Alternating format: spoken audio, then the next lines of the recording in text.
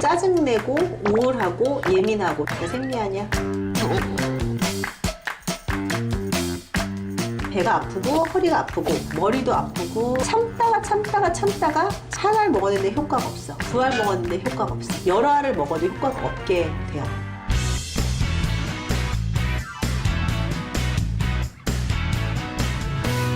짜증을 내거나 그러면 옆에서 사람들이, 특히 남자친구가 많이 그러죠. 너 생리하냐? 너 생리하냐? 되게 생리하는 여성은 좀 짜증내고 우울하고 예민하고 부정적으로 받아들이는 경향이 있어요. 실제로 그런 증상을 겪는 분들도 있고 막 화가 나고 막 그래서 오시는 분들도 있어요.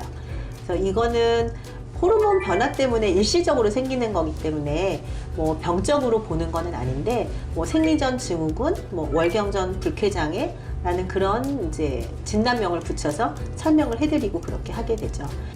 생리전 증후군은 보통 생리하기 전에 생기는데 배가 좀 아프고 그러기도 하고요. 뭐 두통도 생기고 배가 좀 약간 빵빵해지는 그런 느낌을 많이 받죠. 배도 빵빵해지고 뭐 가슴도 빵빵해지고 뭐 식욕도 많이 증가하고 그러는 증상들이 있고, 그 다음에 이제 생리를 시작하게 되면 그때부터는 이제 또 본격적인 통증이 시작을 하게 돼요.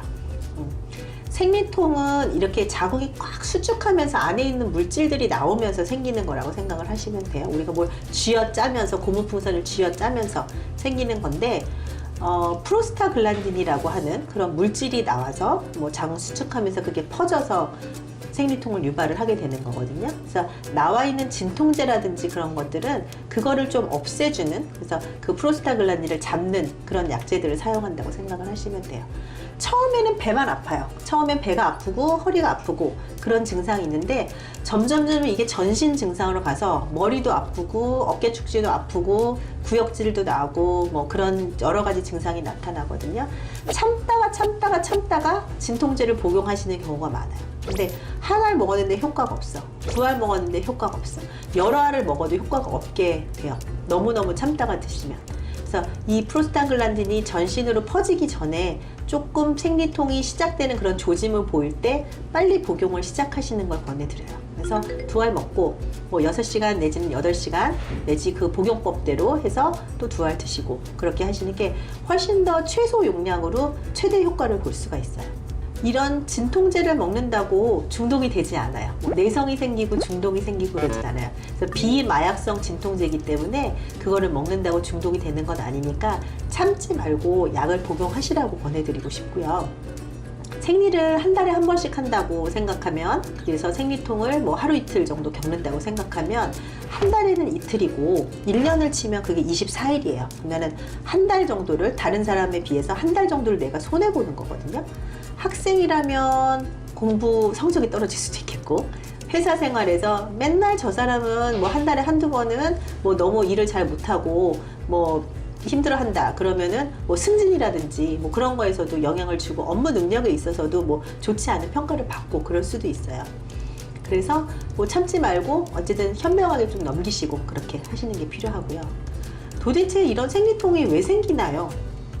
두 가지가 있어요, 크게. 하나는 이제 원발성 생리통, 뭐 특별한 원인이 없어요. 그냥 아픈 거예요. 자궁 수축하고 그런 거랑 관련되어 있는 거라고 생각을 하시면 되겠고요. 그 다음에 속발성 생리통, 뭐 2차성 생리통, 그러니까 그건 무슨 원인이 있는 거죠. 뭐 혹이 있다든지 뭐 염증이 있다든지 뭐 그런 게 있기 때문에 생리통이 너무 과다하게 심하거나 그런 경우에 있어서는 병원에 가서 내가 혹시 혹이 있어서 그거를 치료해야 되는지, 염증이 있어서 치료해야 되는지, 그런 기저질환 같은 거를 한번 확인해 보고 그렇게 하시면 되겠어요.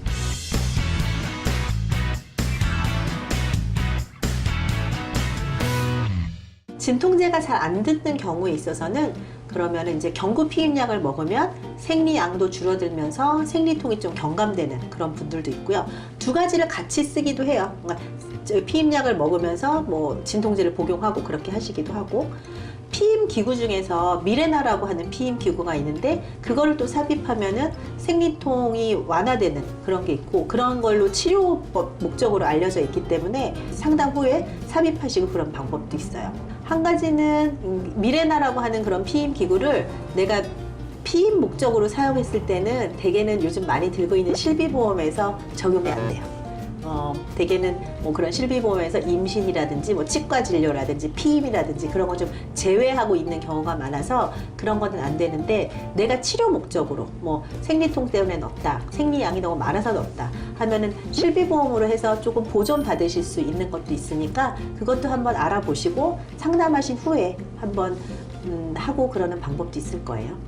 일상적인 그런 뭐 생활 습관으로는 좀 몸을 따뜻하게 해주시는 게 좋아요. 혈액순환이 좀 잘 되게끔 너무 꽉 끼는 옷은 좀 입지 말고 좀 느슨하게 좀 하신다든지, 뭐 복부 마사지를 해준다든지, 온열 팩을 해준다든지, 요즘엔 핫팩 같은 거 붙이는 핫팩 그런 거를 뭐 배에다가 붙이고 그러는 것들도 있고요. 좀 이때 생리 때 되게 단 음식이 많이 땡겨요. 특히 인스턴트 식품이라든지 그런 게 많이 땡기고, 혈당이 되게 높은 뭐 케이크라든지 그런 게 많이 땡기기도 하는데, 그런 거를 먹으면 사실 생리통이 더 심해지기도 해요. 그래서 그런 음식을 좀 땡기더라도 피하고 좀 균형 잡히게 뭐 야채를 많이 드시고 물을 많이 드시고 그렇게 하시는 게 좀 도움을 주고요. 몸이 되게 많이 붓고 그러면서도 또 생리통이 많이 심해지고 그러기는 하거든요. 음식 중에는 좀 칼륨이 많이 들어있는 음식을 드시면 그런 나트륨 같은 걸 좀 배출시켜주고 몸이 부어있는 거를 밖으로 좀 내보내주고 하는 그런 효과도 있고 그렇기는 합니다. 철분이 좀 부족한 경우, 그 다음에 마그네슘이 부족한 경우에 있어서도 생리통이 좀 많이 심해지고 그럴 수 있으니까 그런 뭐 영양제를 조금 보충적으로 복용하시고 그러시는 것도 방법이 될 거예요.